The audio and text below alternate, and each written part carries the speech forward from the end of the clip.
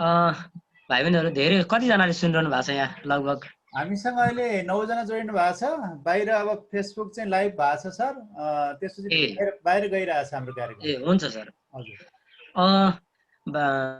भाइ बहिनीहरू, हाम्रो शरीरलाई वृद्धि विकास गर्नको लागि हामीलाई खाद्यान्नको आवश्यक पर्छ, पोषणको आवश्यक पर्छ, शारीरिक मानसिक विकासको लागि भने सँगसँगै हाम्रो सामाजिक विकासको लागि, हाम्रो सृजनशील विकासको लागि चाहिँ साहित्य पनि आवश्यक पर्छ। जसरी पोषणले शरीरलाई हाम्रो स्वस्थ राख्नको लागि मद्दत पुर्याउँछ, निरोगी बन्नको लागि मद्दत पुर्याउँछ, त्यसै गरी साहित्यले चाहिँ हाम्रो भाषाको स्तरलाई सुधार्नको लागि, हामीलाई सृजनशील बनाउनको लागि, हाम्रो व्यक्तित्व विकास गर्नको लागि मूलत व्यक्तित्व विकासका विविध पाटाहरू हुन्छन्। धेरै पाटाहरू मध्येको एउटा महत्त्वपूर्ण पाटा भनेको साहित्य र सिर्जना पनि हो। जो मान्छे साहित्यिक हुन्छ, जो मान्छे सृजनशील हुन्छ, त्यो मान्छेको बोल्ने तरिका, त्यो मान्छेको भाषालाई प्रस्तुत गर्ने तरिका, आलोचना गर्ने तरिका त्यो फरक खालको हुन्छ, त्यो कलात्मक खालको हुन्छ। त्यसो हुनाले साहित्यबाट निरपेक्ष हुन त भनिएको छ, साहित्य सङ्गीत कला विहीन साक्षात् पशु समान भन्ने पुच्छर नभएको पशु समानको मान्छे हो साहित्य नभएको, सङ्गीत नभएको मान्छे, अथवा त्यसप्रतिको अनुराग नभएको मान्छे त्यस्तो हो भन्ने सुक्ति पनि हामीले पढेका छौँ, सुनेका छौँ। त्यसो हुनाले निरपेक्ष रूपमा साहित्य र सङ्गीतबाट कोही पनि टाढा रहन, दूरीमा रहन सक्दैन। र पनि सापेक्षित रूपमा चाहिँ हामी साहित्यमा जो नजिक छौँ, जो साहित्यप्रति अनुरागी छौँ, सृजनशील छौँ, हामी लेख्छौँ, कलम चलाउँछौँ, हाम्रो क्षमता, हाम्रो भावना, हाम्रो प्रतिभा जति प्रस्फुटन हुँदै जान्छ, हाम्रो व्यक्तित्व विकासको सम्भावना चाहिँ त्यति बलियो हुँदै जान्छ। यसर्थ साहित्य सिर्जना जीवनको एउटा महत्त्वपूर्ण पाटो हो भन्ने कुरा मैले यहाँ राख्न चाहेँ। अब साहित्य भनेको के हो त त्यसो भए? हैन, हामी धेरैलाई लागेको हुनसक्छ हामी साहित्य भन्छौँ, हैन, के हो साहित्यकार भन्ने हामीले सुनेका छौँ।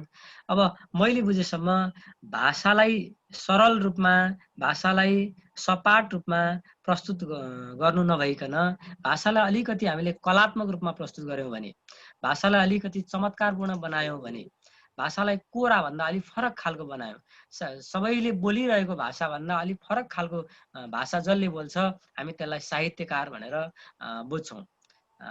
किनभने भाइ बहिनीहरूले सुन्नुभएको छ, एउटा नेताले लगभग 1.5 घन्टा 1 घन्टा गरेको भाषण भन्दा पनि एउटा साहित्यकारले, एउटा कविले, एउटा कथाकारले सुनाएको 5 मिनटको 10 मिनटको कविता, कथा, चाखलाग्दा कथा कविताहरू मान्छेको लागि त्यसले चाहिँ बढी आकर्षित गर्छ, बढी तान्छ र हामी त्यतातिर झुम्बिन्छौँ, हामी आकर्षित हुन्छौँ। किन त भन्दा त्यहाँ भाषामा हुने जुन कलात्मक शक्ति हुन्छ त्यो शक्तिले तानेको हुन्छ, त्यो ग्रेभिटी, त्यो गुरुत्वले हामीलाई तानिरहेको हुन्छ। त्यसो हुनाले साहित्यमा ठुलो शक्ति छ। जब भाषा कोरा बन्छ त्यो धेरै मान्छेको रुचिको विषय बन्दैन, त्यो धेरै मान्छेलाई त्यो पट्यार लाग्दो खालको हुन्छ, त्यो अलिकति दिक्क लाग्दो खालको हुन्छ, सामान्य खालको भाषा भने त्यही भाषालाई जब हामीले कलात्मक रूपमा प्रस्तुत गर्छौँ, जब आकर्षित बनाउँछौँ, हैन, एउटा सामान्य मानिस पनि सफा सुग्घर भएर चिटिक्क परेर कपडाहरू मिलाएर लाएर हिँड्यो भने त्यो मान्छे हेर्दा अलि सुन्दर जस्तो देखिन्छ। त्यसै गरी भाषालाई पनि विभिन्न तरिकाले बिम्बको प्रयोग गरेर, प्रतीकको प्रयोग गरेर, छन्दको प्रयोग गरेर, अलङ्कारहरूको प्रयोग गरेर, त्यहाँ लयको व्यवस्था मिलाएर जब हामी प्रस्तुत गर्छौँ, हाम्रो भाषा चाहिँ धेरैको लागि त्यो सुनिरहँ जस्तो लाग्ने, श्रुति मधुर हुने, आकर्षित हुने खालको हुन्छ। त्यसो हुनाले साहित्य चाहिँ भाषाको सबैभन्दा सर्वोच्च रूप हो, सबैभन्दा सर्वोत्कृष्ट रूप हो, भाषाको उच्चतम रूप पनि भनेर हामीले साहित्यलाई बुझ्न सक्छौँ। जब हामी साहित्य सिर्जना गर्न थाल्छौँ हाम्रो भाषा त्यसै परिष्कृत बन्दै जान्छ। यो मैले साहित्यको अलिकति थोरै कुरा गरेँ। अब मैले अलिकति अनुभूतिको कुरा पनि यहाँ जोड्न चाहेँ। भाइ बहिनीहरू भर्खरका मलाई लाग्छ विद्यालय तहमा अध्ययन गर्दै गर्नुभएका भाइ बहिनीहरू हुनुहुन्छ। अब हामीले लेख्ने कुरा र अध्ययन गर्ने कुरा पहिलो कुरा हो। हामीले साहित्य कुनै कार्यक्रममा मैले केही भनिरहेको छु अथवा अर्को कार्यक्रममा कसैले केही भन्नुहुन्छ, यहाँबाट सिक्ने कुरा भन्दा पनि हामीले थोर बहुत त यहाँबाट पनि केही सिक्छौँ। तर अध्ययन, हाम्रो अध्ययन पहिलो कुरा हो।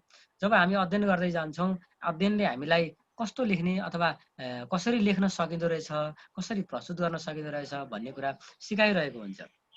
सँगसँगै जब हाम्रो अध्ययन चाहिँ अलिकति अध्ययनको दायरा बढ्दै बढ्दै जान्छ, हामी लेख्न थाल्छौँ। आफ्ना अभिव्यक्तिहरू पनि अध्ययन गरेको आधारमा हामीले प्रस्तुत गर्दै जान थाल्छौँ। हो, त्यो अध्ययन र लेखन सँगसँगै बढ्दै गएपछि हाम्रो साहित्यको पाटो अगाडि बढ्न थाल्छ। अब मैले पनि सुरुमा लेख्थेँ, विभिन्न कार्यक्रमहरूमा प्रस्तुत गर्दाखेरि आफ्ना अनुभूतिहरू सुनाउँदाखेरि, सिर्जनाहरू सुनाउँदाखेरि अलिकति सङ्कोच लाग्ने, होइन? अलिक ठुला भनेका मानिसहरू, अलिक दिग्गज भनेका लब्ध प्रतिष्ठित व्यक्तिहरूको अगाडि सुनाउँदाखेरि अलिकति आत्तिने, डराएको जस्तो हुने, होइन? अनि आफ्नो रचना राम्रो रह्यो कि रहेन भनेर मनमा अनेक खालका कुराहरू खेल्ने, कार्यक्रमहरू, प्रतियोगिताहरू हुन्थे भने ती प्रतियोगिताहरूमा उत्कृष्ट भइन्छ कि भइँदैन भन्ने कौतूहलता जाग्ने, यस्तो अनुभूति गुजारेकै हो।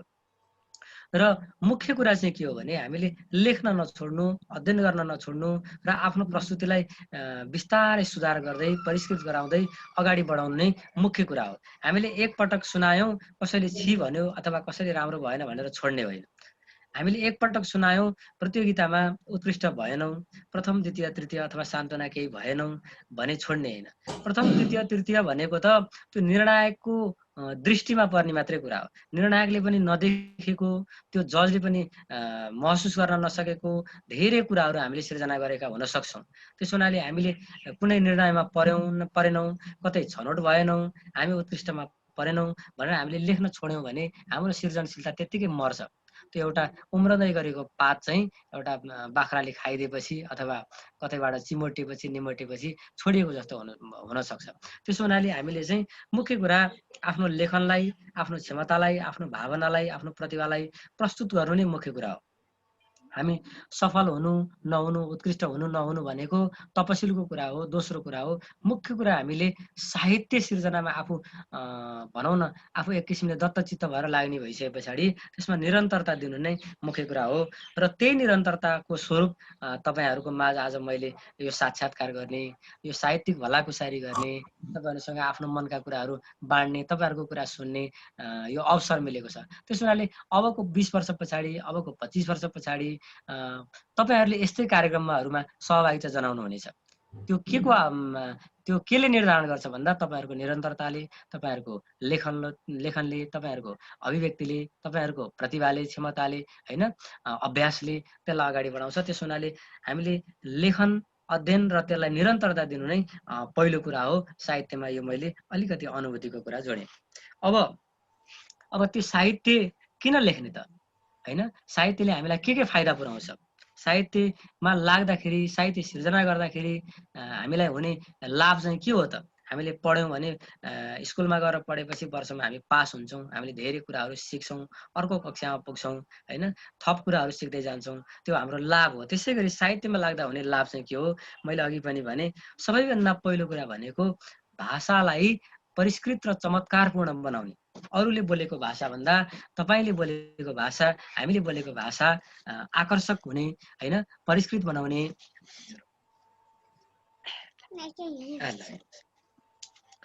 त्यो काम चाहिँ साहित्यले गर्ने हुनाले साहित्यमा लाग्नु अत्यन्त फाइदाजनक छ, लाभदायक छ। भाषिक चमत्कारको दृष्टि तपाईँको भाषा शुद्ध बन्दै जान्छ, तपाईँको भाषा आकर्षक बन्दै जान्छ, तपाईँको प्रस्तुति, तपाईँको भाषा शैली, तपाईँले कुरालाई भन्ने तरिका अरूभन्दा फरक बन्दै जान्छ। त्यो साहित्यमा लाग्नुको फाइदा हो। अर्को कुरा अभिव्यक्तिलाई कलात्मक बनाउने। मैले अघि पनि भने, एउटा नेताले गरेको भाषण लगभग 1 घण्टाको भाषण भन्दा एउटा कविले, एउटा कलाकारले, एउटा सङ्गीतकारले सिर्जना गरेको सङ्गीत वा एउटा साहित्यकारले, एउटा कविले प्रस्तुत गरेको कविता, 5 मिनटको कविता, त्यो अत्यन्त प्रभावकारी हुन्छ। किन भन्दा यता बस न,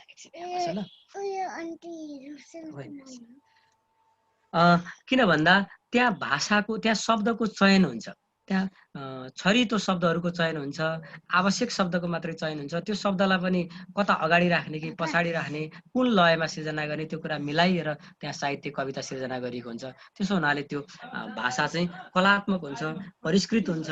हाम्रो अभिव्यक्ति, हाम्रो वक्तृता क्षमता, हाम्रो बोलाइको प्रवाह, त्यो चाहिँ परिष्कृत, आकर्षक र चमत्कारिक हुने हुनाले साहित्यमा लाग्नु अत्यन्त श्रेयस्कर छ। यो कुरा मैले अर्को राख्न चाहेँ। अर्को महत्त्वपूर्ण कुरा,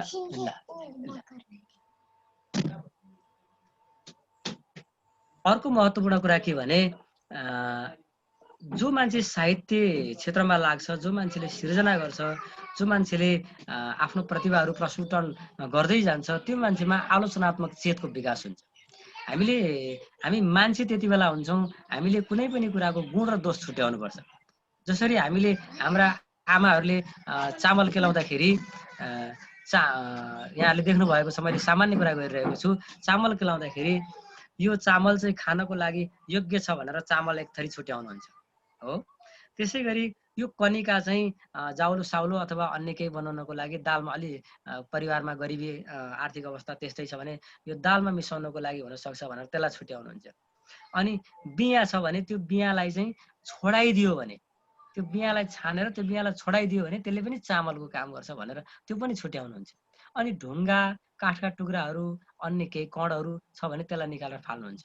यो भनेको के हो भन्दा यो भनेको आलोचना, यो भनेको गुण र दोषलाई छुट्याउने काम, यो भनेको समालोचना गर्ने काम हो। त्यो क्षमताको विकास पनि जो मान्छे साहित्यमा लाग्छ त्यो मान्छेले चाहिँ बिस्तारै अगाडि बढाउँदै जान्छ। मैले आमाको कुरा गरेँ, हाम्रो बुवाहरूले खेतबारीमा कोदो, अहिले त कोदो रोप्ने सिजन छ, कोदो उखाल्दाखेरि कोदो मात्रै उखाल्नुहुन्छ, झार उखाल्नुहुन्न। किन? त्यो झारले चाहिँ हामीलाई लाभ दिँदैन, कोदोले चाहिँ हामीलाई फलायो भन्ने खानेकुरा दिन्छ। भनेपछि त्यो कोदो चाहिँ गुण भयो, झार चाहिँ दोष भयो। त्यो गुण र दोषलाई छुट्याउने काम चाहिँ हाम्रो बुवाहरूले गर्नुहुन्छ। धान उखाल्दाखेरि पनि धानको बिउ काट्दाखेरि धानलाई छुट्याउ राख्नुहुन्छ, झारलाई त्यहीँ छोडिदिनुहुन्छ। त्यो गुण र दोष केलाउने काम हो होइन। यसरी यो गुण र दोष केलाउने काम अथवा यसलाई साहित्यको शब्दमा भन्यो भने समालोचना गर्ने काम, आलोचना गर्ने काम। हामीले आलोचना भनेको नराम्रो कुरा मात्रै भनेर बुझ्छौँ, आलोचना भनेको त्यस्तो होइन। आलोचना भनेको लोचन गर्नु, हेर्नु, कुनै पनि वस्तुलाई विशेष किसिमले हेर्नु, गहिरिएर हेर्नु, त्यसको गुण र दोष, त्यसका राम्रा पक्ष के नराम्रा पक्ष के, त्यसले हामीलाई फाइदा कति पुर्याउँछ, बेफाइदा कति गर्छ, अथवा त्यही बेफाइदा गर्ने चिजलाई पनि के गर्यो भने चाहिँ त्यो फाइदामा पुग्न सक्छ, नराम्रो चिजलाई पनि के कति सुधार गर्यो भने चाहिँ। जस्तै अघि मैले बिहाको उदाहरण दिएँ, 3 थरी हुन्छ। एउटा चामल लाभ हुने कुरा भयो, गुण भयो होइन। अनि ढुङ्गा त्यो चाहिँ दोष भयो, यो खानेकुराको सन्दर्भमा त्यो दोष भयो, त्यसलाई हटाउनु पर्यो। बिहा त्यतिकै खायो भने पेटलाई खराब गर्छ, तर त्यसलाई छोडाएर खायो भने चाहिँ त्यसले पेटलाई राम्रो गर्छ। भनेपछि सुधार गर्नुपर्ने कुराहरू चाहिँ के हो त? गुण के हो, दोष के हो, र के चाहिँ सुधार गर्यो भने चाहिँ हाम्रो अझ राम्रो, हाम्रो जीवन व्यवहार सोचाइ क्षमता अझ राम्रो हुँदै जान्छ। यी कुराको विकासको लागि, अर्थात् यसलाई एउटै शब्दमा भन्ने हो भने आलोचनात्मक चेत विकासको लागि, हाम्रो समालोचनात्मक समीक्षात्मक दृष्टिको लागि विकासको लागि चाहिँ यो साहित्यले चाहिँ विशेष सहयोग पुर्याउँछ। त्यसो हुनाले पनि साहित्यमा लाग्नु महत्त्वपूर्ण छ। अर्को पक्ष भनेको मैले अघि भने हामीलाई रचनात्मक बनाउनको लागि, हामीलाई सृजनशील बनाउनको लागि केही हामीले सिर्जना गर्छौँ, कोर्छौँ। आफ्ना मनमा लागेका भावनाहरू, सबै मान्छेले आफ्ना भावनाहरू अभिव्यक्त गर्न सक्दैन। हातका मैला सुनका थैला के गर्नु धनले, सागर सिस्नु खाएको विष आनन्दी मनले। यस्तो धेरैको मनमा लागेको कुरा थियो होला नि, तर भन्न त देवकोटाले भने नि होइन त। मनमा त धेरैको मनमा यस्ता भावनाहरू हुनसक्छ, हाम्रा हजुरआमाको, आमाको, बाको, दिदीको, दाईको, हाम्रा बहिनीहरूको, काका काकीको, मामा माइजूको धेरैको मनमा यस्ता भावनाहरू आउँछन्। तर त्यही कुरा भन्नको लागि चाहिँ देवकोटाले भन्नुभयो। किन भन्दा देवकोटा साहित्यकार थिए, कवि थिए हो। त्यो रचनात्मक क्षमताको विकासको लागि, सृजनशीलताको लागि, त्यो कल्पनाशीलताको लागि, त्यो सोच्ने क्षमता विकासको लागि होइन, त्यस्तो क्षमता विकासको लागि चाहिँ साहित्यले विशेष सहयोग पुर्याउँछ। त्यसो हुनाले साहित्य क्षेत्रमा लाग्नुपर्छ। मैले यो कुरा अलिकति जोड दिएँ। अब म साहित्यको बाटोबाट अलिकति कवितातिर आएँ। यो अलिकति समय पनि ख्याल गर्नुपर्ने छ। म धेरै कुरा अब भन्न मन त भन्दा धेरै कुरा भनिन्छ, तर म अलिकति संक्षेपमा थोरै कुरा गरिरहेको छु। अब कविता सृजनाका कुराहरू आफूले रचना गरेका कविताहरू सुनाइदिनु पर्ला। त्यो गरौँ सर। हजुर हजुर, त्यसो हुँदाखेरि अलिकति भाइ बहिनीहरूलाई पनि अलिकति प्रेरणा मिल्नेछ।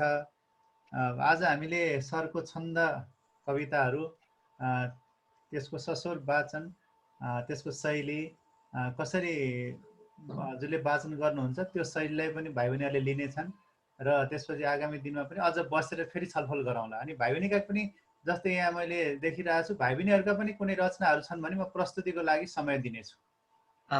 हुन्छ ल, भाइ बहिनीहरूको केही छ भने राखौँ, अनि त्यस पछाडि म राख्छु। नभए के छ विसर्जन केही छ हाम्रो सिर्जना? विसर्जनले सुनिरहेको छ?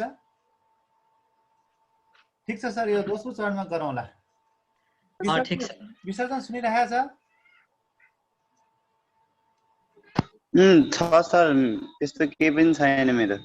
अहिले ल्याएको छैन? छैन सर। ल ठिक छ सर, सुरु गरौँ। विसर्जन भाइलाई मैले सुनेको छु, विसर्जन भाइको सायद मैले निबन्ध प्रतियोगितामा निर्णायक हजुर, भएको हो। मलाई अहिले त्यो याद आयो, बालबोध माविमा होइन, त्यो आइरहेको छ। ठिक छ, मैले एउटा कविता राखेँ सर यो समयमा। एउटा सुरुमा छोटो कविता राखेँ मैले, आमा शीर्षकको यो उपजाति छन्दको कविता। हजुर, उपजाति छन्द। हजुर, यो इन्द्र बज्रा र उपेन्द्र बज्रा मिलेर तत जगुगु जत जगुगु भन्ने हुन्छ। यो अलि छन्दको विशेष कार्यक्रममा यो अलिकति म त्यो हामी चर्चा गरौँला सर, गरौँला। यो छुट्टै कार्यक्रम राखौँला। अहिले त्यो अलि भ्याइन्न भाइ बहिनीहरूलाई अलिक गाह्रो हुन्छ, एकैचोटि लोड धेरै पर्छ। हजुर, मैले अहिले चाहिँ यो कविता सुनाउन चाहेँ, आमा शीर्षकको।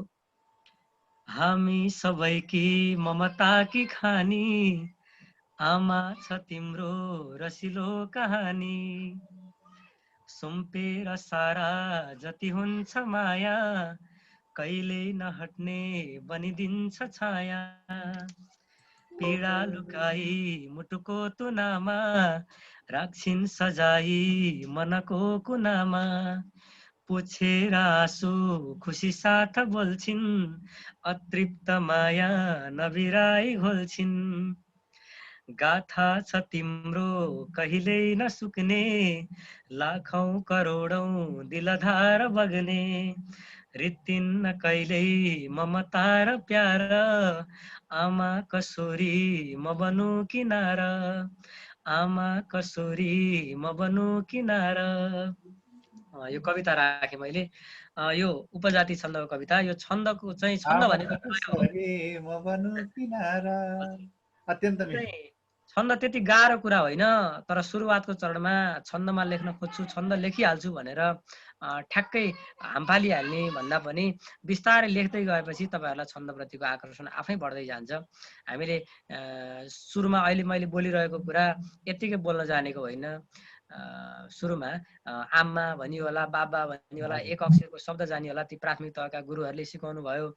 त्यस पछाडि दुई अक्षरका शब्द जानिए, त्यस पछाडि शब्दलाई जोडेर वाक्य बनाउन जानियो होइन। यस्तै बिस्तारै बिस्तारै यो हुँदै जाने हो। यो छन्दको कुरा चाहिँ अलिकति प्राविधिक कुरा पनि हो।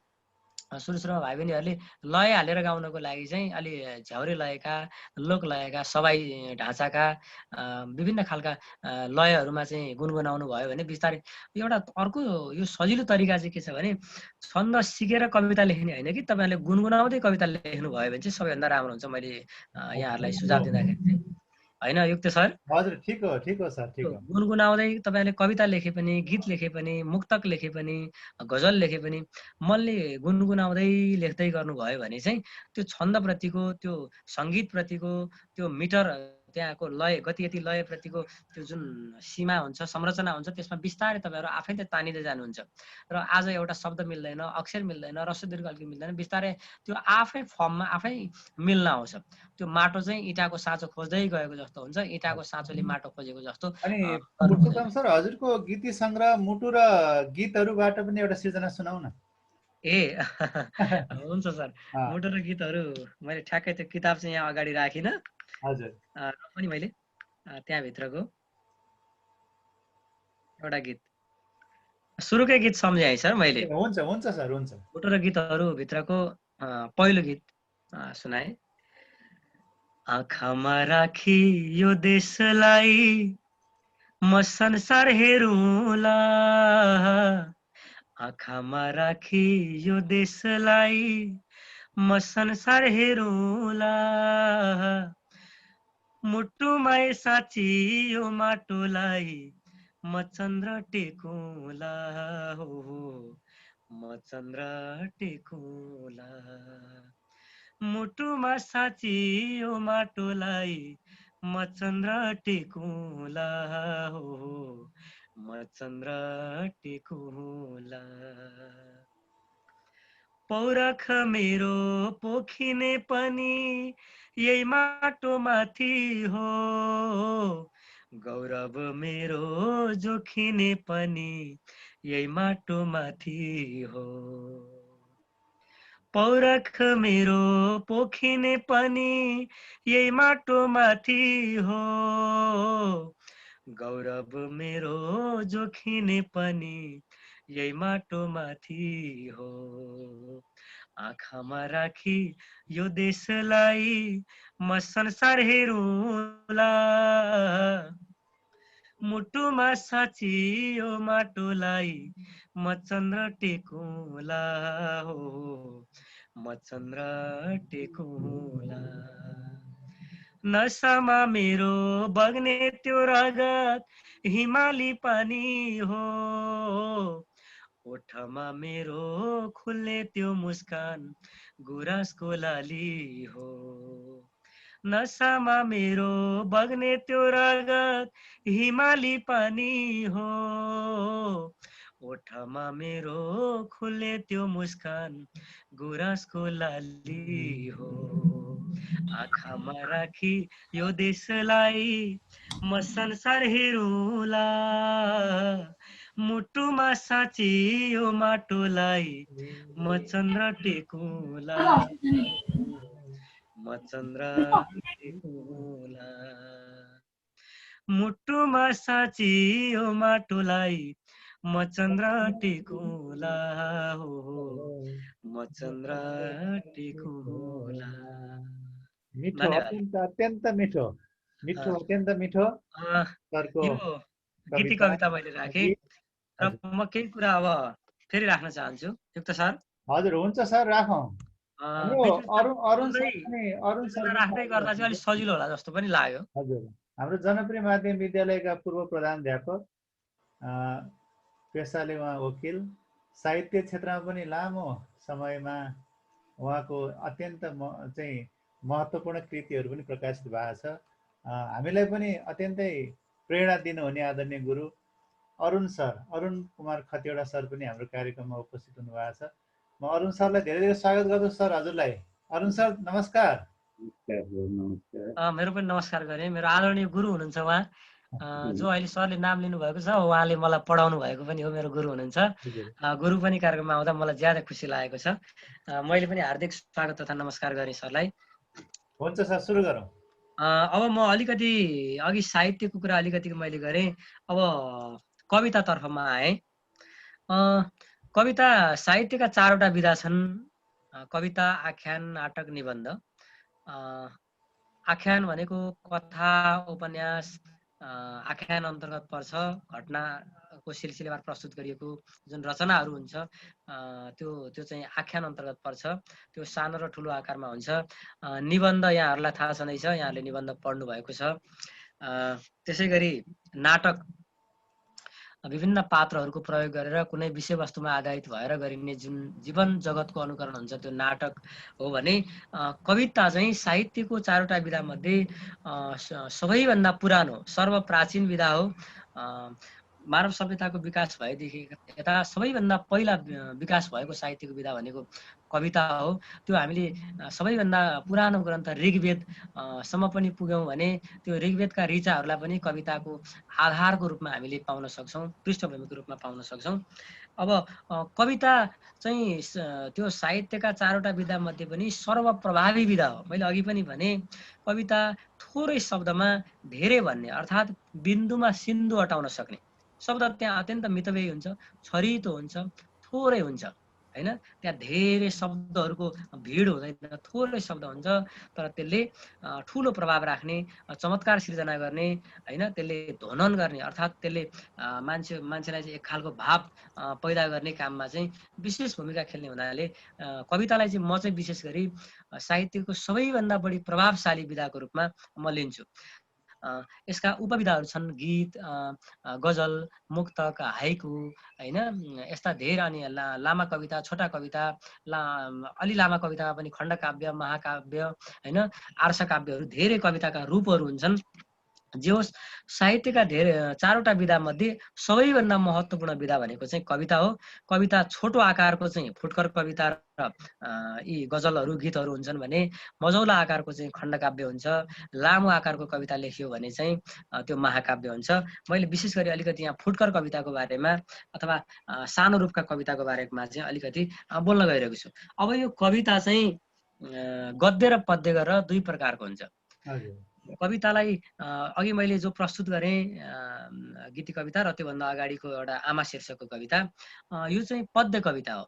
पद्य कविता भनेको विभिन्न छन्दमा आधारित भएर अर्थात् बाहिर प्रत्यक्ष रूपले देखिने लयमा आधारित भएर त्यो लयको संरचना मिलाएर गति यति लयलाई ख्याल गरेर निश्चित वर्णहरू अक्षरहरू त्यसको रस्व दीर्घको मात्रा आदिलाई मिलाएर लेखिएको कविता चाहिँ पद्य कविता हो, जुन चाहिँ गेयात्मक हुन्छ। त्यसलाई सलल्ल गाउन सकिन्छ, त्यो निश्चित मिटरमा हुन्छ, त्यसको गति हुन्छ, यति हुन्छ, लय हुन्छ। अर्थात् गति यति लय, त्यो त्यसको गति भनेको चाल, यति भनेको रोकावट र लय भनेको स्वर। हामीले कुन चालमा त्यसलाई प्रस्तुत गर्ने र कहाँ कहाँ रोकिने र कसरी त्यसलाई गाउने, यो तीनटा कुराको संयोजन चाहिँ पद्य कवितामा गरिएको हुन्छ। यो पद्य कविता चाहिँ बाहिरी लय, मैले अघि पनि भने बाहिर, यसमा चाहिँ प्रत्यक्ष देखिने लय हुन्छ। पद्य कविता चाहिँ मैले कता सुनेको पनि थिएँ, बाँसुरीको लय भनेर धेरै साहित्यकारहरूले भनेको पनि, समालोचकहरूले मैले भनेको पनि पाएको छु। सुन्दाखेरि अत्यन्त श्रुति मधुर हुने, हामीलाई छिट्टै आकर्षित गर्ने जुन कविता चाहिँ पद्य कविता हो भने अर्को गद्य कविता हुन्छ, गद्य शैलीको कविता। त्यो चाहिँ शब्दहरूलाई रस्व दीर्घको मात्रा त्यति ख्याल नगरिकन भावनालाई, आफूमा आएको जुन भावना छ, विचार छ, त्यसलाई स्वतन्त्र रूपले बग्न दिएर प्रस्तुत गरिएको कविता चाहिँ गद्य कविता हो, जसमा चाहिँ अक्षरहरूको रस्व दीर्घको मात्रा अर्थात् गति यतिको जुन बाहिर देखिने जुन संरचना हुन्छ, त्यो संरचनालाई चाहिँ त्यति ख्याल नगरिएको भावनाको जुन प्रवाह हुन्छ, आफूलाई आएको जुन आफ्नो भाव हुन्छ, आफ्नो विषयवस्तु हुन्छ, त्यसलाई चाहिँ सलल्ल प्रस्तुत गरेको, कुनै संरचनामा आधारित नभएर फुक्का भएर लेखेको कविता चाहिँ गद्य कविता हो। अब यहाँहरूले हामी जोसुकै गद्य पनि लेख्न सक्छौँ, पद्य पनि लेख्न सक्छौँ। त्यसो त मैले अघि लयको कुरा गर्दाखेरि छन्दबद्ध कवितामा लयको कुरा अलिकति जोडेँ, गद्य कवितामा पनि लय हुन्छ। गद्य कवितामा चाहिँ आन्तरिक लय हुन्छ, त्यो भावको जुन प्रवाह हुन्छ, त्यो भित्री प्रवाह चाहिँ गद्य कवितामा हुन्छ भने पद्य कवितामा चाहिँ बाह्य लय हुन्छ। बाह्य सुन्ने, बाह्य देखिने, प्रत्यक्ष देखिने लय पद्य कवितामा हुन्छ भने गद्य कवितामा चाहिँ आन्तरिक लय हुन्छ। त्यो आन्तरिक लयले डोर्याएर त्यो भाव चाहिँ बगेको हुन्छ। यहाँले जुनसुकै कविता गद्य लेख्न पनि सक्नुहुन्छ, पद्य लेख्न पनि सक्नुहुन्छ।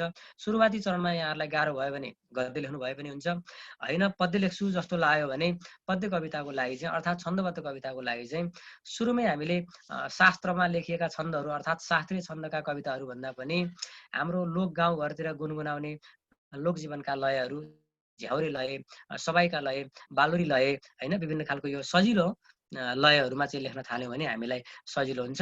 मैले कविताको गद्य र पद्य शैलीको बारेमा अलिकति कुरा राखेँ। अब कविता लेख्ने कुरामा म आएँ। अब कविता लेख्ने कुरासम्म त हामी सबैजनाले भनौँ न, कविता लेख्ने कुरामा हामी निश्चित नै भयौँ। अब कविता कस्तो लेख्ने, मुख्य कुरा हामीले के लेख्ने र कस्तो लेख्ने, यो दुईटा कुरामा हामीले ध्यान दिएनौँ भने चाहिँ हाम्रो लेखन चाहिँ अलिकति स्पष्ट हुँदैन। हामीले लेख्ने कुरा पनि अलिक स्पष्ट हुनुपर्छ। हामीले के दिन खोजेको हो, के सन्देश प्रवाह गर्न खोजेको हो, हामीले के बुझाउन खोजेको हो, अथवा कसको लागि लेख्न खोजेको हो, त्यो कुरामा हामी अलि बढी केन्द्रित हुनुपर्छ।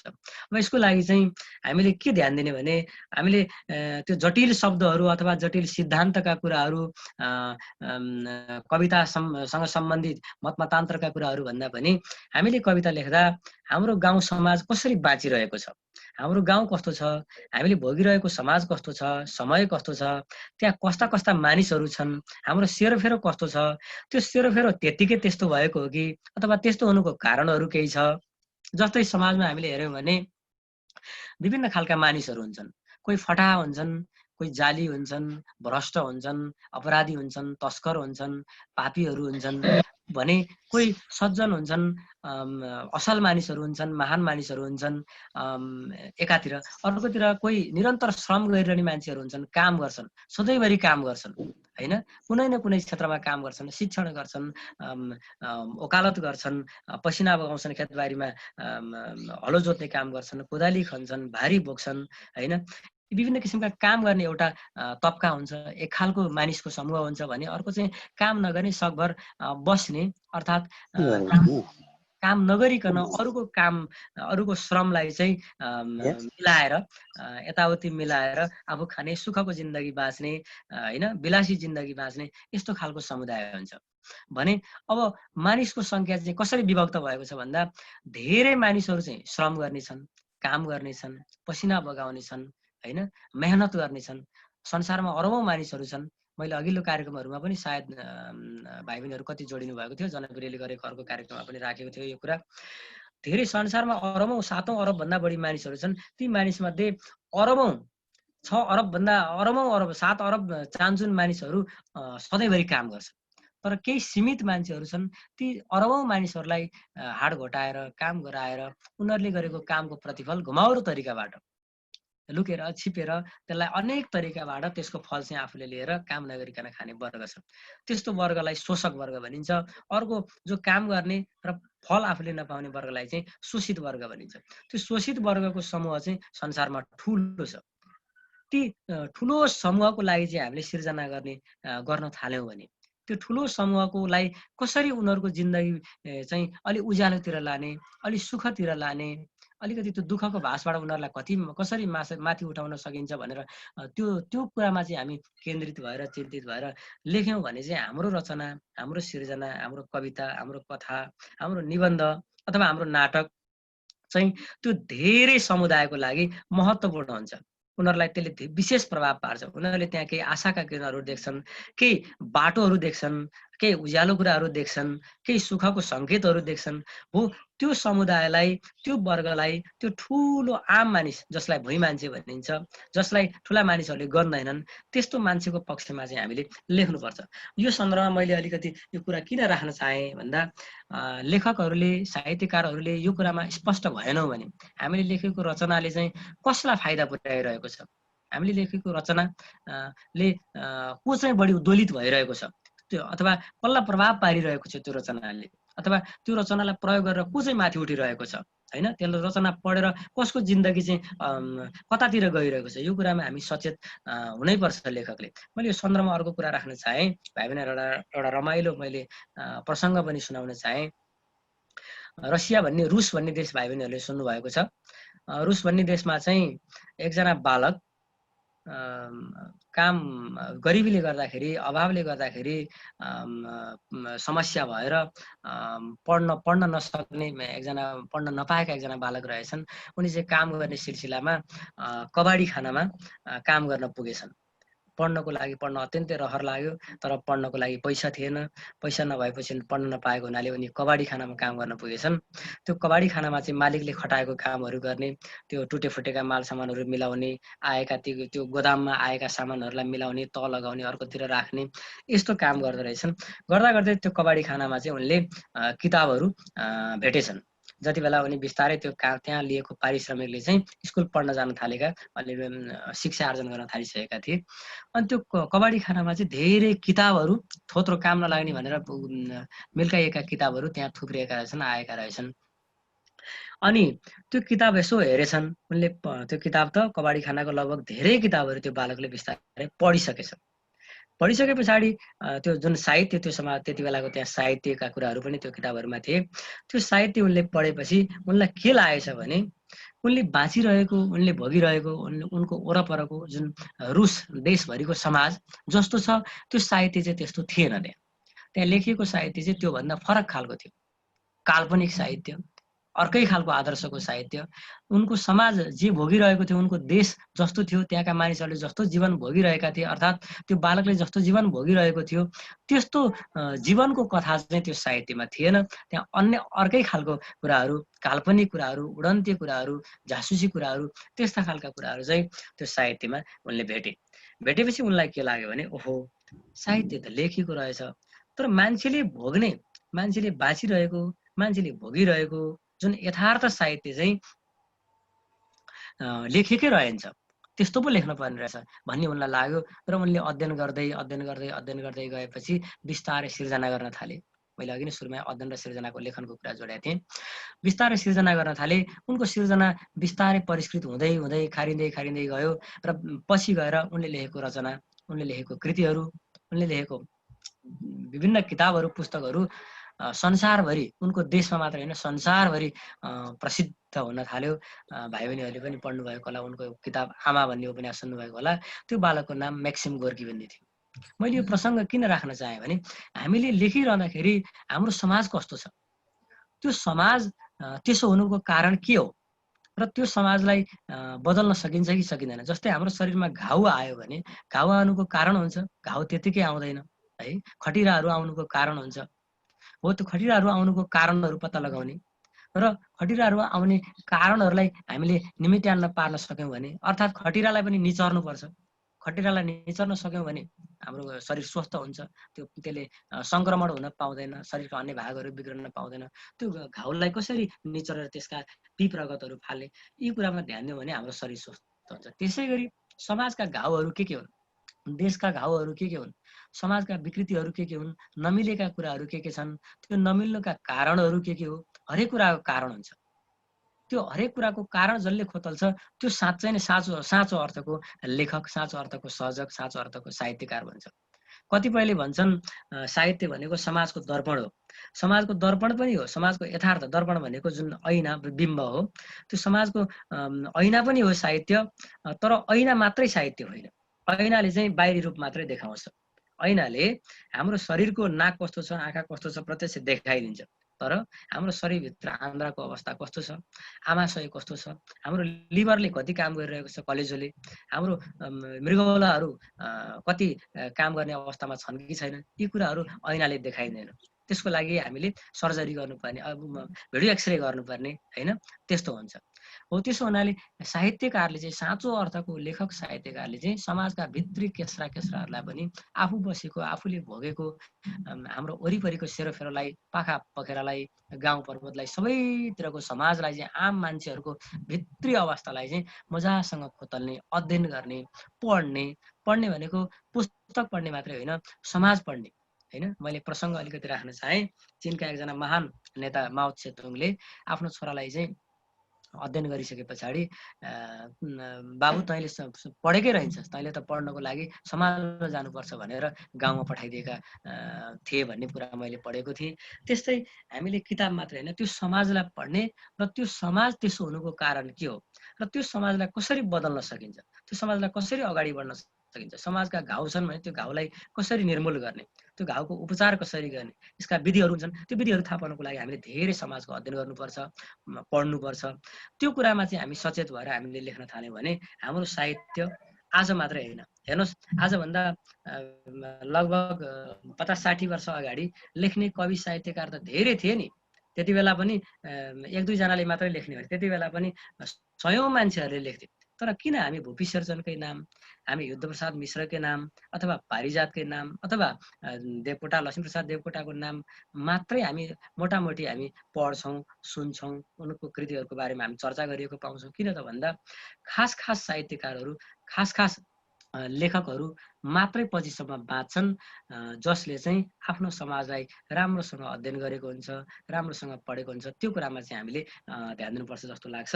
र मैले अलिकति राम्रो चाहिँ सरले सन्दर्भ एकदम अत्यन्त मिलाएर भाइ बहिनीहरूलाई अत्यन्त राम्रो चाहिँ ज्ञान दिइरहनु भएको छ। यो बिचमा फेरि हजुरको एउटा रचना हामी सुन्न चाहन्छौँ सर। हुन्छ सर, मैले अलिकति अलिक बहकेर पनि भयो होला है सर। अत्यन्त राम्रो म्याक्सिम गोर्कीको कुरा गर्नुभयो। त्यसै गरी हाम्रो चाहिँ अब चाहिँ चीनको हाम्रो अघि प्रसङ्ग निकाल्नु भएको थियो माओको होइन सर? हजुर हजुर उहाँको पनि प्रसङ्ग यहाँ जोड्नुभयो। जे विशेष गरेर गाउँमा नै जानुपर्छ, गाउँको यथार्थबाट नै हामीले धेरै कुरा सिक्न सक्छौँ, वास्तविकता थाहा पाउन सक्छौँ भन्ने सन्देश सरले प्रवाह गर्नुभयो। भाइ बहिनीहरूले पनि सुनिरहनु भएको छ। अब एउटा रचना प्रस्तुत गर्नका लागि म हार्दिक अनुरोध गर्दछु। हुन्छ सर, मैले अर्को रचना अब यति बेला सुनाएँ। कविताको शीर्षक तिम्रो नाममा। यो भुजङ्ग प्रयास छन्दमा रहेको छ। भुजङ्ग प्रयास छन्द चाहिँ सजिलो छ, मैले यहाँहरूलाई राखिहालेँ। यो शास्त्रीय छन्द भए पनि यो सजिलो छ। यमाता यमाता यमाता यमाता अर्थात् रस्व दीर्घ दीर्घ रस्व दीर्घ दीर्घ रस्व दीर्घ दीर्घ भएपछि चारवटा रस्व दीर्घ दीर्घ मिलेपछि भुजङ्ग प्रयास छन्द भन्छ। यो कुरा मैले राखेँ। तिम्रो नाममा शीर्षक यो सम्पूर्ण भाइ बहिनीहरूको नामको लागि तिम्रो नाममा भने म यो कविता सुनाउँछु। हजुर सर। तिमी कलकलाए रहेको मुहाना, तिमी भरभराई रहेको जवाना, तिमी भित्र के छैन आधी तुफाना, तिमी रात फिर्ने सुनौलो बिहान, तिमी रात फिर्ने सुनौलो बिहान, तिमी काँध थापे चुनौती हजार, तिमी ख्याल राखे युगौंको पुकार, तिमी पाइलाले दबाऊ विकार, तिमी चेतनाको जगाऊ उभार, तिमी चेतनाको जगाऊ उभार, तिमी क्रान्ति योद्धा महानायकै हौ, तिमी मुक्ति सङ्गीतको गायकै हौ, तिमी सर्वहारा सितै प्रेम गर्नु, तिमी लालथुङ्गा बनी बास छर्नु, तिमी लालथुङ्गा बनी बास छर्नु, तिमी आसुरी बसारा हटाऊ, तिमी बाँसुरी न्यायको नै बजाऊ, तिमी वर्ग सङ्घर्षको मार्ग खोल, तिमी बेइमानी सबै पत्र पोल, तिमी बेइमानी सबै पत्र पोल, तिमी गोल भूगोलको दूरद्रष्टा, तिमी सोसिनेको नयाँ भाग्य स्रष्टा, तिमी साधसीमा विभेदी चुडाऊ, तिमी चाँदनीमा सबै वर्ग ल्याऊ, तिमी चाँदनीमा सबै वर्ग ल्याऊ, अन्तिम तिमी मैन जस्तो नगल्नु कहिल्यै, तिमी शैल बन्नु नढल्नु कहिल्यै, तिमी मृत्यु जित्ने महालक्ष्य राखे, तिमी सम्झनामा युगौंसम्म बाँचे, तिमी सम्झनामा युगौंसम्म बाँचे, युगौंसम्म बाँचे। धन्यवाद। हजुर सर, धेरै धेरै धन्यवाद। अत्यन्त मिठो कविता प्रस्तुत गर्नुभयो। अब हजुरको प्रकाशित कृतिहरू भोको मझेरी भन्ने कृति छ। यो चाहिँ भाइ बहिनीहरूले पढ्नका लागि किन यसलाई पढ्नुपर्छ, अध्ययन गर्नुपर्छ, हजुरले एकपटक बताइदिनु पर्यो। भाइ बहिनीहरूलाई पनि एउटा उत्साह मिलोस्, किनभने यो त भर्खर सुन्नु भएको छ भाइ बहिनीहरूले। हजुर यो कृतिलाई भाइ बहिनीहरूले खोजी खोजी किन पढ्नुपर्छ, यसमा यसको विशेषता, यो कृतिको विशेषता के छ हजुरले? यो धन्यवाद सर।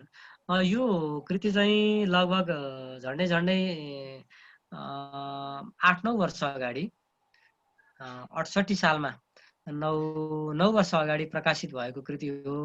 यो चाहिँ मुक्तक संग्रह हो सर। यसमा चाहिँ 102 वटा मुक्तकहरू रुवाई शैलीका।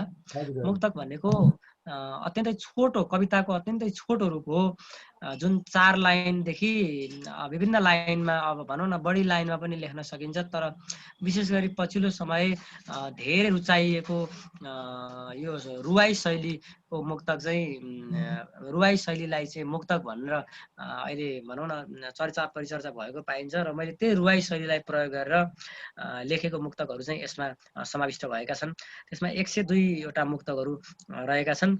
त्यसमा त्यति बेलाको अब मेरो चेतना, आजभन्दा लगभग 10-11 वर्ष अगाडिको मेरो चेतनाले मुक्तकहरू लेखेको छु। आफ्नो दृष्टिकोणले, आफ्नो त्यति बेलाको वैचारिक अवस्थाले मैले त्यो कृति निकालेको छु। त्यो कृतिमा चाहिँ 102 वटा मुक्तकहरू विभिन्न विषयका, देशको समसामयिक परिस्थिति, कतिपय मुक्तकहरू त्यहाँ श्रृङ्गारिक पनि छन्, कतिपय मुक्तकहरू व्यथितिको, विसङ्गतिको अनि प्रगतिको, क्रान्तिको उद्घोष गरिएका मुक्तकहरू पनि त्यो सङ्ग्रहभित्र रहेका छन्। त्यही विषयवस्तुलाई भाइ बहिनीहरूले मुक्तकप्रतिको रुचि राख्नुहुन्छ भने 4 लाइनमा छरितो आफ्नो अभिव्यक्ति प्रकट गर्नको लागि मुक्तक अध्ययनको लागि एउटा सामग्री हुन्छ भन्ने लाग्छ भने त्यो कृति चाहिँ यहाँहरूले पढ्न सक्नुहुन्छ। त्यो मैले जनप्रिय माविमा पनि त्यो पुर्याएको छु जस्तो मलाई लागेको छ। भाइ बहिनीहरूले त्यहाँबाट पढ्न सक्नुहुन्छ। पुस्तकालयमा नि हेर्छौँ, यदि रहेनछ भने सरसँग सम्पर्क राखेर हुन्छ सर, म त्यो तत्कालै उपलब्ध होला। अरुण शर्मा पनि म गराउँछौँ सर। र यसलाई अलिकति विकास र प्रवर्धन गर्ने काममा चाहिँ यो कृतिलाई सबैले पढ्न सकुन् भन्ने पनि हामीले त्यो भावनाले यसको प्रचार प्रसारमा पनि हामी सक्रिय रूपमा लाग्छौँ भन्न चाहन्छु। अनि हजुरलाई यसै कृतिबाट एउटा सृजना प्रस्तुत गर्नका लागि म अनुरोध गर्दछु। हुन्छ सर, मैले त्यहाँबाट केही थान मुक्तकहरू सुनाउँछु। त्यो स्मरणमा छ मेरो, म त्यही मुक्तकहरू सुनाउँछु। मसँग अहिले त्यो लिपिबद्ध प्रति त छैन। केही मुक्तकहरू। पारी गाउँ फेरियो रे वारी फेरिएन, पारी गाउँ फेरियो रे वारी फेरिएन, गैरी खेत फेरियो रे टारी फेरिएन, पारी गाउँ फेरियो रे वारी फेरिएन, गैरी फेत फेरियो रे टारी फेरिएन, धेरै कुरा फेरिएछ लोकतन्त्रसँगै, भरियाको पिठ्यौको भारी फेरिएन, भरियाको पिठ्यौको भारी फेरिएन। यो एउटा मुक्तक सुनाएँ मैले। अर्को मुक्तक, गरिबको पसिना र खुन हुन्छ महलभित्र, गरिबको पसिना र खुन हुन्छ महलभित्र, कालो छोप्न पोतिएको चुन हुन्छ महलभित्र, गरिबको पसिना र खुन हुन्छ महलभित्र, कालो छोप्न पोतिएको चुन हुन्छ महलभित्र, थुपारेर अनाजका पोटिला ती दानाहरू, भित्रभित्रै चुसिरहने घुन हुन्छ महलभित्र, भित्रभित्रै चुसिरहने घुन हुन्छ महलभित्र। अर्को मुक्तक सुनाएँ मैले।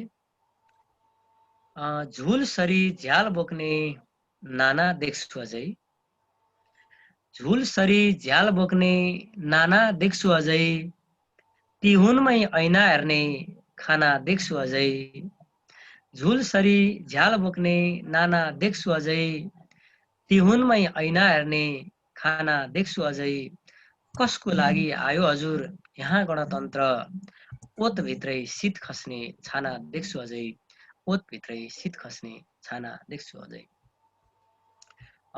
अर्को मुक्तक, गरिबका खुन चुस्ने जुकाहरू मास्नुपर्छ, गरिबका खुन चुस्ने जुकाहरू मास्नुपर्छ,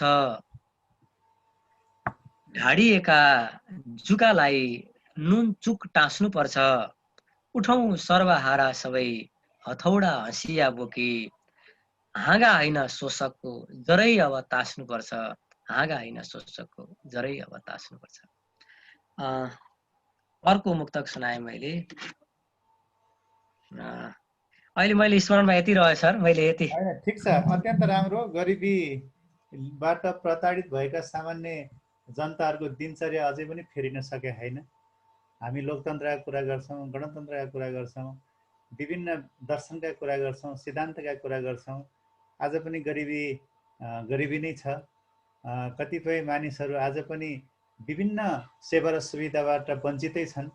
सरको यथार्थ, यो यथार्थपरक चाहिँ मुक्तक अत्यन्त ग्रामीण परिवेशसँग जोडिएको, नेपाली जनताका जनजीविकाको सवालमा पनि अत्यन्त मुखरित हुने खालको हामीले सिर्जना सुन्यौँ। सरलाई अत्यन्त धन्यवाद दिन चाहन्छौँ।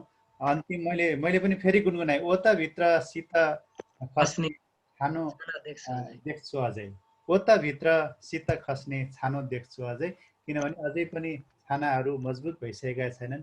नेपाली जनताहरूको छानो जबसम्म मजबुत हुँदैन तबसम्म हाम्रो देश समृद्ध नेपाल पनि बन्न सक्दैन। समृद्ध नेपाल बन्नका निमित्त सबै छानाहरू मजबुत हुनुपर्छ, सबै पेटहरू भरिनुपर्छ, अनि मात्रै हाम्रो देश समृद्ध हुन्छ। सरको भावनात्मक, सरको त्यो श्रृङ्गारिक अत्यन्त राम्रो छ, सुन्दर छ। अनि यसै गरी अन्य रचनाहरू पनि सुन्न भाइ बहिनीहरू एकदम उत्साहित भइरहेछन् सर। ए त्यसो हो भने मैले एउटा अब गीति सङ्ग्रह अन्तर्गत एउटा गीत पनि सुनाएँ सर मैले। हजुर, गीत हजुर सुनाऊ। गीत अलिक बढी प्रभावकारी होला है। यो घाम त झुल्क्यो भन्ने गीत छ, यही म सुनाउन चाहन्छु। हुन्छ सर, हुन्छ। घाम त झुल्क्यो डाँडामा, आँगमा न्यानो आछैन। घाम त झुल्क्यो डाँडैमा, आँगमा न्यानो आछैन। चिसोले खाको शरीर सेकिन अझै पाछैन। चिसोले खाको शरीर सेकिन अझै पाछैन। अँधेरी रात हटेनी रापिलो दिन भाछैन। अँधेरी रात हटेनी रापिलो दिन भाछैन। झाडुले भित्रै गडेको मुटुको ठिगा छैन। जाडोले भित्रै गडेको मुटुको ठिगा छैन। उडेर जाने बादल आकाशै भरि ढाक्दछ। घामका किरण सुनौला माथि नै बाट छेक्दछ। मैले यो घामलाई चाहिँ गणतन्त्र र यो बादललाई चाहिँ यो अलिकति नेताहरूको रूपमा चित्रित गरेको छु, प्रतीकात्मक। हजुर हजुर। उडेर जाने बादल आकाशै भरि ढाक्दछ। घामका किरण सुनौला माथि नै बाट छेक्दछ। धरतीमा हामी कामेर बसेको पनि वर्षौं भो। यो जुनी त्यसै जाला कि आशाको ज्योति खुल्ने हो। यो जुनी त्यसै जाला कि आशाको ज्योति खुल्ने हो। घाम त झुल्क्यो डाँडामा, आँगमा न्यानो आछैन। चिसोले खाको शरीर सेकिन अझै पाछैन। न घाम हाम्रो साथी भो, न घाउ मनको जाति भो। सिरेटो बन्छ धारिलो, अचानो हाम्रै छाती भो। न घाम हाम्रो साथी भो, न घाउ मनको जाति भो।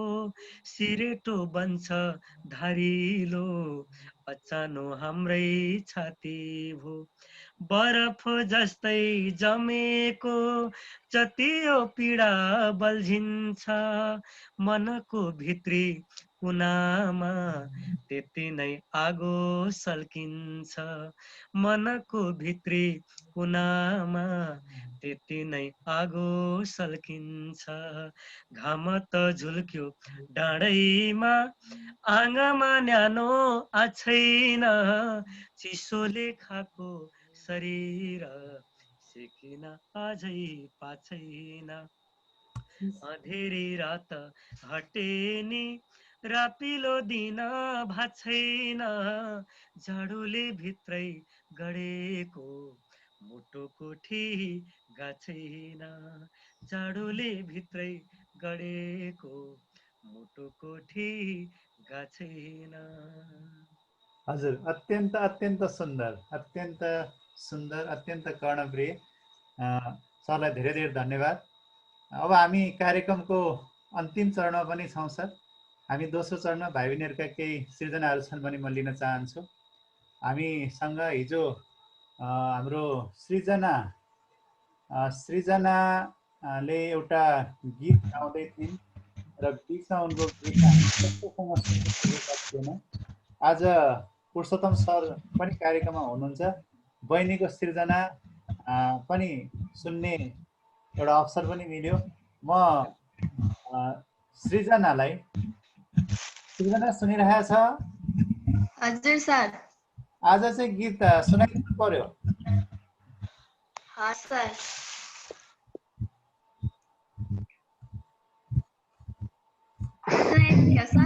सुनाइदिउँ। हस्। बिर्सेका छैनौ हामी संस्कृति अझै पनि, नसा नसामा पुर्खाको रगत बग्दो छ अझै पनि। शिरमा शिर फुल नहोला हाम्रो, गुन्य चोली नहोला। शिरमा शिर फुल नहोला हाम्रो, गुन्य चोली नहोला। तर छातीभरि माया छ आफ्नै जाति प्रति। देउराली पाखा भिरानो कसरी बिर्सौला, यही माटोमा जन्मेको यसैमा मिलौला। देउराली पाखा भिरालो कसरी बिर्सौला, यही माटोमा जन्मेको यसैमा मिलौला। धन्यवाद। सृजनालाई धन्यवाद। धेरै धेरै धन्यवाद सृजनालाई, मिठो यो देशभक्तिपूर्ण भावना भएको गीतको लागि र निरन्तर अध्ययन, लेखन अनि आफ्नो गायनलाई अगाडि बढाउने मेरो हार्दिक शुभकामना पनि छ है। धन्यवाद सर। सर, अब हामी जाँदा जाँदै हजुर छोटो सरलाई अलिकति हामी एकछिन रोक्न चाहन्छौँ। हामी बिच अरुण सर, अघि नै पनि मैले सरलाई स्वागत गरिसकेको छु। अरुण सर जनप्रियमा रहँदा सृजना र लेखनका सवालमा धेरैवटा कार्यक्रमहरू हामीले गऱ्यौँ। लेखन सिप सम्बन्धी पनि कार्यक्रम गऱ्यौँ, बाल क्लबकै तर्फबाट पनि। भाइ बहिनीहरूले त्यसबाट प्रेरणा पाएर हामीले एउटा पुस्तिका प्रकाशन गरेका थियौँ, दिव्य सेवा त्रैमासिक बाल पत्रिका भनेर। उक्त पत्रिकामा लेख रचनाहरू, कविताहरू, लघुकथाको बारेमा पनि सरले धेरै कुरा हामीलाई जानकारी गराउनु भयो। भाइ बहिनीहरूले पनि लघुकथा लेख्ने एउटा प्रेरणा मिल्यो। त्यसै गरी विभिन्न सृजनाहरू पनि भाइ बहिनीहरूले लेख्न उद्धरित भए र पत्रिकामा पनि प्रकाशित भएको छ। यो बिचमा सर हाम्रो कार्यक्रममा उपस्थित हुनुभएको छ। म सरलाई आजको कार्यक्रम सरले अलिकति अगाडिदेखि नै सुनिरहनु भएको छ। यो कार्यक्रमको विषयमा हाम्रो पुरुषोत्तम सर अत्यन्तै प्रतिभाका धनी व्यक्तित्व हुनुहुन्छ। उहाँकै पनि सन्दर्भमा सरले केही कुराहरू राखिदिनु हुनका लागि म आदरणीय गुरु अरुण खतिवडा सरलाई हार्दिक अनुरोध गर्दछु। धन्यवाद सर। अब मैले आज एड गर्न खोज्दै अलिकति त्यो आइडी फरक परेछ एउटा, त्यसले गर्दाखेरि अलिकति त्यो प्राविधिक कारणले अलिकति टाइम चाहिँ मैले पछाडि हेर्ने मौका मिल्यो। जे होस्, अब हाम्रो कवि पुरुषोत्तममा पहिलादेखि नै राम्रो खालको प्रतिभा थियो सानैदेखि नै इच्छुक र केही गरौँ भन्ने जिज्ञासा भएको र घरको वातावरणमा पनि बुवा रामायणका श्लोकहरू र त्यस्तै गरेर अरू विभिन्न खालका श्लोकहरू गाउने गर्नुहुन्छ, जसले गर्दाखेरि अनि वातावरण पनि जस्तो साहित्यिक गतिविधिहरू जब विद्यालयमा हुने गर्थे त्यसमा भाग लिने, आफ्ना कविताहरू सुनाउने, आफ्ना गायन कलाहरू सुरुदेखि नै एउटा इच्छुक, जागरुक र केही गरौँ भन्ने चाहिँ भएको हुँदाखेरि र अहिले वास्तवमा चाहिँ नि एउटा मकवानपुरी साहित्यिक उसमा र सँगसँगै एउटा राष्ट्रिय चाहिँ नि प्रतिभाको रूपमा पनि छन्दमा राम्रो कविता लेख्ने र गीतमा पनि गीतकारको रूपमा पनि गायनका रूपमा पनि राम्रो खालको कला भएको एउटा प्रतिभावान कवि तथा गीतकार हुन्। त्यस कारणले अब कवि पुरुषोत्तमबाट भाइ बहिनीहरूले धेरै खालको प्रेरणा लिनुपर्ने हुन्छ, किनभने वास्तवमा लेख्दै गइयो भने हामीले निरन्तर रूपमा लाग्दै गइयो भनेदेखि हाम्रा रचनाहरू, हाम्रा चाहिँ हरेक गतिविधिहरू तिखारिँदै जान्छन्। काहीँ कमजोरीहरू हुन्छ भने त्यो बिस्तारै हट्दै जान्छन्। सुरुमा त्यस्तै हुन्छ, लेख्दै जाँदाखेरि त्यो बिस्तारै चाहिँ नि कमी छ भने पनि त्यो सफा हुँदै जान्छ र एउटा राम्रो खालको सर्जक बन्ने, राम्रो खालको रचनाकार बन्ने त्यो अवसर प्राप्त हुन्छ।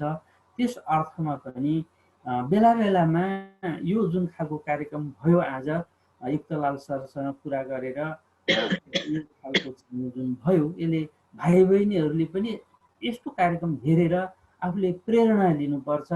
मैले पनि त केही गर्न सक्छु भन्ने अग्रजहरूबाट त्यस्तो लिनुपर्छ र कहिलेकाहीँ विद्यालयका गतिविधिहरू पनि सहज भयो भने राम्रा खालका कविहरू जस्तो कवि पुरुषोत्तम आचार्यहरू जस्तै अरू पनि केही छन् भने बेला बेलामा भाइ बहिनीहरूलाई प्रत्यक्ष रूपमा पनि केही कविता, केही सिर्जनाहरू, केही गीतहरू सुनाउने गर्दा भाइ बहिनीहरूको प्रतिभालाई पनि अझ चाहिँ मलजल हुने, अझ वृद्धि गर्ने काममा टेवा पुग्छ भन्ने मलाई लाग्छ। धन्यवाद।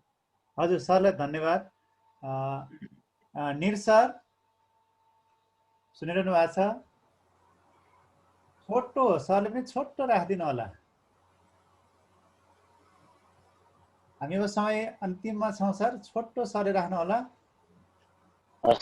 हस् सर, नमस्कार।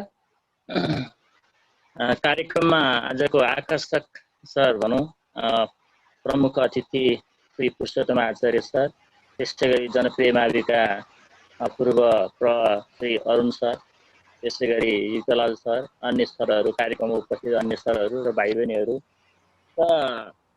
म त आजको कार्यक्रमबाट धेरै प्रभावित भएँ।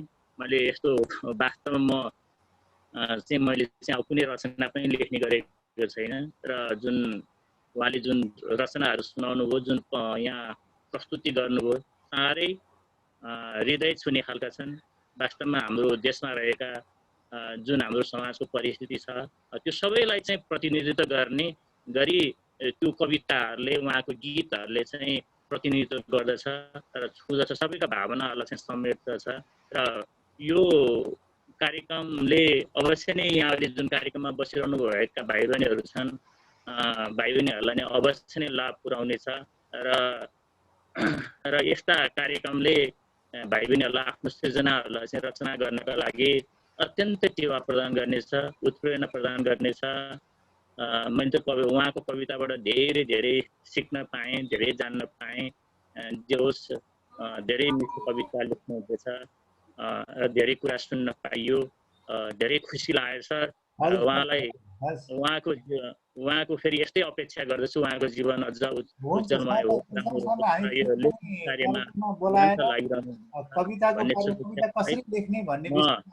बहिनीहरूले यसमा सरबाट चाहिँ सरले भन्नुभएको कुराहरूलाई चाहिँ एकदम हृदयगम गरेर सुनेर कसरी रचना लेख्न सकिन्छ, कसरी अगाडि बढ्न सकिन्छ, कस्ता पक्षहरूमा चाहिँ कविता लेख्नुपर्छ भन्ने यावत पक्षहरू समेत उहाँले प्रस्तुतिकरण गर्नुभएको छ। धेरै खुसी लागेको छ। म यति भन्दै आफ्नो शब्द यहीँ टुङ्ग्याउँछु। हस्, धन्यवाद सर। हजुर सर, निर सरलाई धेरै धेरै धन्यवाद। अब म कृष्ण प्रसाद अधिकारी सर हाम्रो जनप्रिय माध्यमिक विद्यालयका प्राथमिक तहका कोअर्डिनेटर हुनुहुन्छ। म सरलाई पनि छोटो 2 शब्द राखिदिनका लागि हार्दिक अनुरोध गर्दछु। धन्यवाद युक्तलाल सर। आज यस हाम्रो जनप्रिय माविको विद्या सेवा बाल बगैँचामा प्रमुख अतिथिको रूपमा पाल्नुहुने पुरुषोत्तम आचार्य सर, यसै गरी हाम्रो विद्यालयका पूर्व प्रधानाध्यापक अरुण पचौडा सर, अन्य सहभागी शिक्षक साथीहरू र हाम्रो विद्यार्थी भाइ बहिनीहरूमा सर्वप्रथम नमस्कार र अभिवादन भन्न चाहन्छु। सर हजुरको मैले भिडियो अन गर्नुहोस् न।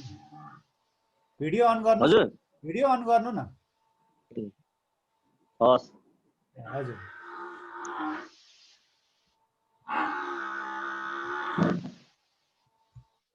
मैले यो भन्दा अगाडि पनि हाम्रो जनप्रियको एउटा कार्यक्रममा पुरुषोत्तम सरलाई बोलाएर साहित्य लेखन कविता लेखनको बारेमा चाहिँ कार्यक्रम हुँदाखेरि साह्रै सुन्ने मन लाग्दै मैले त्यति बेला त्यो अवसर पाइनँ। म व्यस्तताको कारणले उपस्थित हुन सकिनँ।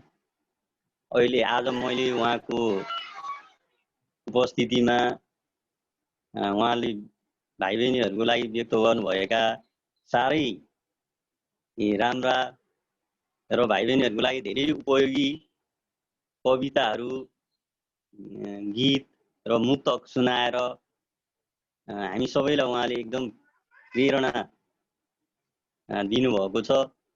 उहाँ वास्तवमा धेरै प्रतिभाशाली व्यक्ति हुनुहुन्छ र सरले जुन आज हाम्रो विद्यार्थीहरूलाई लेख्ने कला सम्बन्धमा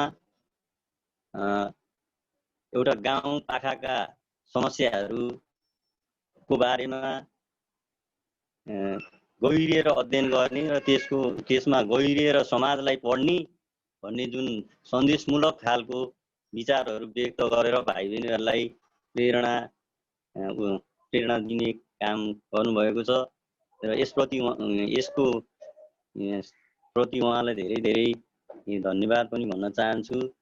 र भाइ बहिनीहरूले पनि उहाँको विचारलाई मनन गरेर आफू कसरी सृजनशील बन्ने र कसरी भोलि गएर एउटा राम्रो कवि लेखक बनेर समाजमा अग्रणी भूमिका निर्वाह गर्ने भन्ने कुरा भाइ बहिनीहरूले पनि यसैलाई मनन गरेर अगाडि बढ्नुहुनेछ भन्ने कुरामा म आशावादी हुँदै मेरो छोटो भनाइ यही अन्त्य गर्छु। हस्, धन्यवाद, नमस्कार।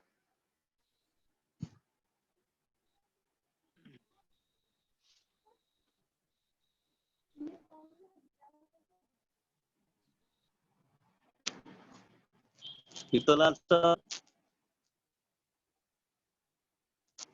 सर, आजको यस कार्यक्रममा महत्त्वपूर्ण समय प्रदान गर्नुहुने आदरणीय योग गुरु रामसेवक मण्ड सरलाई म स्पेशल उहाँलाई छुट्टै कार्यक्रममा सहभागी गराउनेछु।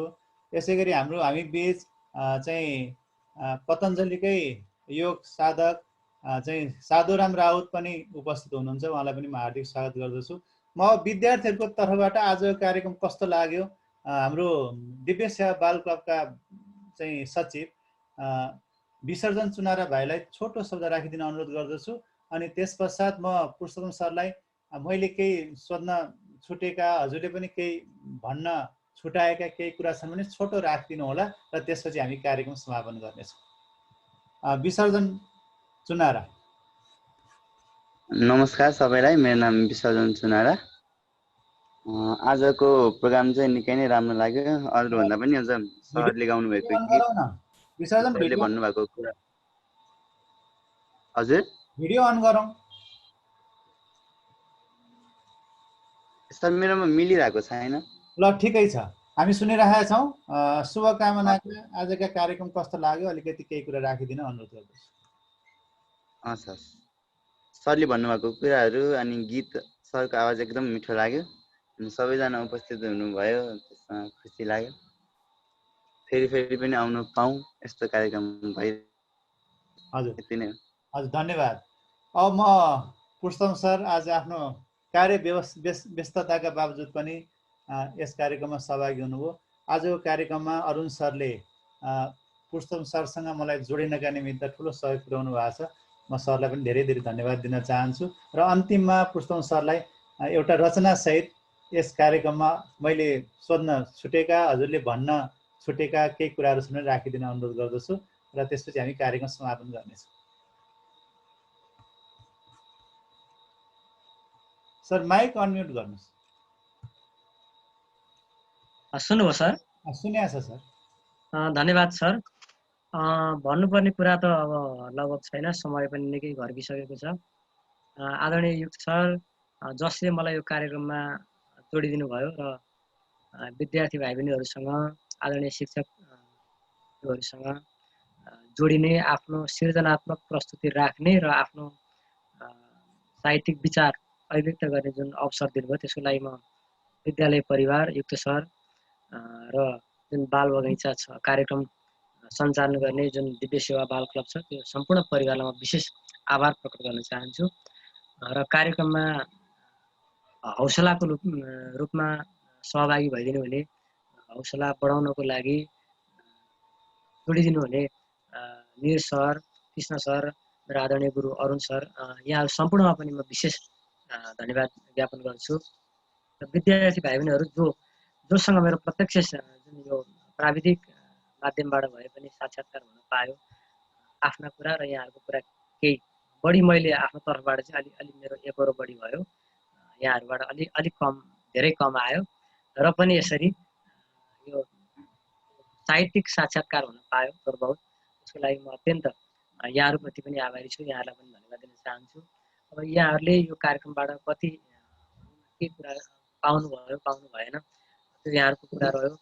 मैले आफ्नो कुरा राखेँ र यहाँहरूको लेखन, यहाँहरूको प्रतिभा क्षमता, यहाँहरूको अभ्यास, सृजनात्मक क्षमता अझ अगाडि बढ्दै जाओस्, म शुभकामना व्यक्त गर्न चाहन्छु। र विद्यालय परिवारलाई पनि आगामी दिनमा यस्तै कार्यक्रमहरू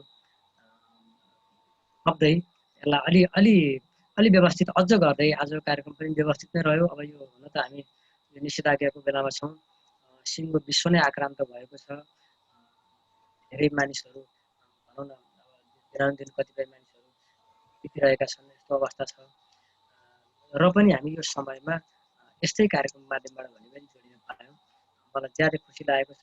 आगामी दिन कार्यक्रमहरूमा चाहिँ अब भौतिकै हुन पायो भने चाहिँ मलाई अझ यो प्राविधिकमा अलिक के अड्किया के नमिल्या जस्तो लाग्छ। प्रायः भौतिक रूपमा यसरी प्रत्यक्ष सबैसँग मासमा पनि गर्नेछौँ सर, हामी विद्यालय आइ कन्ट्याक्ट गरेर प्रत्यक्ष आँखाको संवाद गरेर उपस्थित भएर केही कुरा राख्न पायो र त्यसमा उपस्थिति पनि अलिकति 50-60 100सम्म हुन पायो भने चाहिँ प्रभावकारिता अझ राम्रो हुन्छ। त्यसको लागि चाहिँ अब यो अलिक सहज भएपछि, अलिक खुकुलो वातावरण भएपछि विद्यालय प्रशासनले अथवा विद्यालय यो परिवारले, यो क्लबले अथवा सरहरूबाट त्यो हुन सक्यो भने त्यसमा म पनि जोडिन पाएँ भने अझ मलाई अझ लाभ हुने महसुस गरेको छु। हामी त्यो कार्यक्रमको आयोजना गर्नेछौँ। सरलाई हामीले बरु अहिले नै हामी निम्तो दिएका छौँ। हामी कार्यक्रम तिथि मिति तोकेपछि चाहिँ सरलाई औपचारिक रूपमा बोलाउँछौँ। हजुर, धन्यवाद। अस्ति पनि जनप्रियका हाम्रो कैलाश सर र रविन सरहरूले मलाई जोड्नु भएको थियो कि एउटा कार्यक्रमको लागि, त्यहाँ पनि मैले हजुर हजुर हजुर उहाँले हाम्रो परिवारले नै गरेको कार्यक्रम हो, जनप्रियकै कार्यक्रम हो। हजुर, त्यसमा पनि जोडेँ, आज पनि जोडेँ। म जनप्रियसँग हुन त जनप्रियको बाटो हिँडिरहेको हुन्छु र पनि आज जनप्रियको यसरी प्रत्यक्ष यस्तो हुन पायो, खुसी लागेको छ। हजुर हजुर। विशेष मलाई अब म कविता, विशेष गरी कविता लेख्छु, कविता, गीत, गजलहरू। यो कवितामा अध्ययन गरिरहेको कविताको विद्यार्थी भन्न रुचाउँछु म, साहित्यको विद्यार्थी हुँ, सिक्दैछु, लेख्दैछु। जाँदा एउटा कविता सुनाऊ। हुन्छ सर, मलाई यो अवसर दिनुभयो, विशेष आजको विशेष व्यक्ति बनाइदिनु भयो, यसको लागि म विशेष आभार प्रकट गर्छु। र अन्तिममा एउटा कविता सर। हजुर, एउटा कविता सुनाऊ।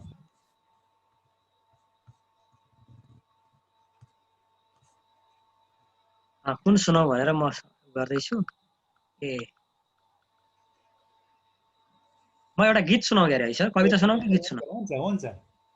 यहाँ एकजना हाम्रो तामाङ, सिर्जना तामाङ नानी हुनुहुन्थ्यो, अरू पनि तामाङ भाइ बहिनीहरू हुन सक्नुहुन्छ। म एउटा तामाङ शैलीमा लेखेको सेलो ढाँचाको गीतै सुनाउँछु। हुनुहुन्छ, सृजना हुनुहुन्छ, रश्मि हुनुहुन्छ, ल भाइ बहिनीहरू तामाङ के छ? आज तामाङ मेरो बाहुली पनि पनि एउटा हुनुहुन्छ गीत म छ तामाङ तेलोको एउटा शैलीको गीत सुन्नु चाहन्छु। लास्टमा एउटा गीत मेरो सुमित्रा पनि हुनुहुन्छ। ए ल हुन्छ सर।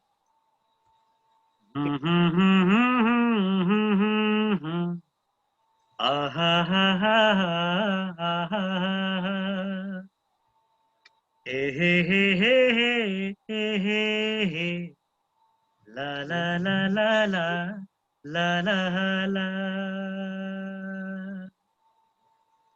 याङाचा ताजी दुखिया कष्टले नम्साला मुखिया हामी त भयौँ दुखिया लागेर गाउँको मुखिया जनसोक्यो क्याले भन्दा त सल्केछ उडुसु पिया ओइ जो झट्टै उठान ओइ आले मुठी कसन ओइ जो यो नारे गोले ओइ आले मुठी कसिदेऊले लसो लसो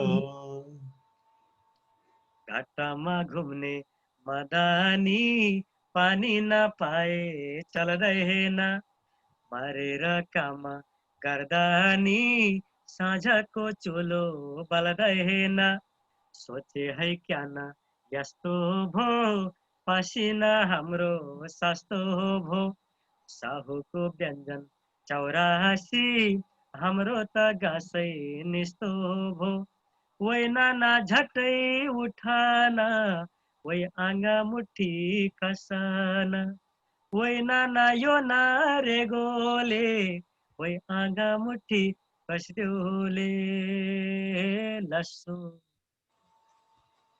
हजुर सरलाई धेरै धेरै बारू छाडिदिन्छ हजुर। आघाएपछि चुस्नलाई साहुले चुस्न छाड्दैन छिद्र नपारे सम्मलाई कर्म नै यस्तो भनेर नबसौँ दामन सहेर चेतन आँखा उघारौँ शोषित एकै भएर ओइ आपा झट्टै उठान ओइ आमा मुठी कसन ओइ आपा झट्टै उठान ओइ आमा मुठी कसन लसो धन्यवाद हजुर सर अत्यन्त राम्रो